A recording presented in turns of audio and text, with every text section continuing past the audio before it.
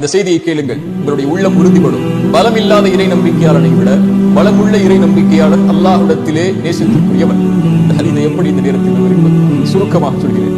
பலம் இல்லாத வாழ்வில் ஏதாவது சோதனைகள், சிரமங்கள், கஷ்டங்கள், பிரச்சனைகள், தொழிலில் தோல்வி, செல்வத்தில் தோல்வி, அல்லது அவன் விரும்பிய பெண்ணை திருமணம் முடிக்கவில்லை, அல்லது விரும்பிய ஒரு மணமகனை திருமணம் முடிக்கவில்லை, அல்லது நோய், அல்லது இழப்புகள், அல்லது உயிரிழப்புகள், இப்படி வாழ்வில் எது நடந்தாலும், அல்லது கல்வியில் தோற்றாலும், ஒரு விளையாட்டில் தோற்றால் கூட இன்றைய காலத்தில் பலரை பார்க்கிறோம், இருளில் உட்கார்ந்து கொண்டு அழுது கொண்டு, ஐயோ இப்படி நடந்து விட்டது, எப்படி வெளியேறப் போகிறேன், எப்படி வாழப் போகிறேன், எதற்கு எனக்கு இந்த உலக வாழ்க்கை என்று புலம்பிக் கொண்டு கண்ணீர் மலையில் மூழ்கிக் கொண்டு இன்னும் பலர் கோழைகளாக மாறி உயிரையே மாய்த்துக் கொள்ளக்கூடிய மனிதர்கள் வாழக்கூடிய இந்த உலகில் எது நடந்தாலும், எதை வாழ்வில் சந்தித்தாலும், எந்த இழப்புகளை, தோல்விகளை வாழ்வில் கொண்டாலும் தங்களுடைய சிந்தனையாலும், உடலாலும், மனதாலும், எண்ணத்தாலும், செயலாலும் உறுதியோடு முன்னேறக்கூடிய இறை நம்பிக்கையாளர்களை அல்லாஹ் நேசிக்கிறார்.